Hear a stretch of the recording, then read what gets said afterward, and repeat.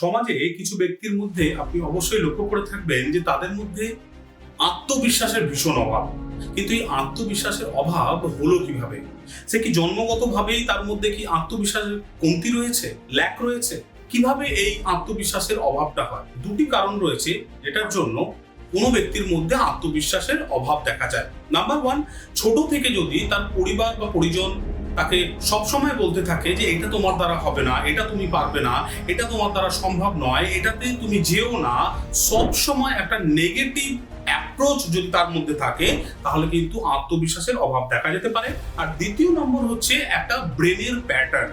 কোনো একবার যদি কোনো একটি ব্যক্তি কোনো একটি কাজের প্রয়াস করতে থাকে, চেষ্টা করে থাকে, এবং সেটার জন্য যদি সফল না হয়, সেই প্রসেসটা যদি এক বা একাধিকবার সে করে থাকে এবং তার জন্য যদি সে সফল না হয়, তাহলে কিন্তু তার ব্রেনের একটা প্যাটার্ন তৈরি হয়ে যায় যে সে যে কোনো কাজই করুক না কেন, সে কিন্তু সফল হবে না। এই জায়গা থেকেই তার আত্মবিশ্বাসের অভাব দেখা যায়। এর মানে কিন্তু এটা নয় যে সে কিন্তু ভবিষ্যতেও যদি আবার চেষ্টা করে সে আবার অসফল হতে পারে, এটা কিন্তু একদমই সত্য নয়। তো আমরা এই আত্মবিশ্বাসের যে অভাবটা রয়েছে সেটাকে বাড়াতে পারি কিভাবে? এনএলপির কিছু গুরুত্বপূর্ণ টেকনিক রয়েছে যেটার সাহায্যে আমরা যে কোনো ব্যক্তির আত্মবিশ্বাস ভীষণভাবে আমরা বাড়াতে পারি।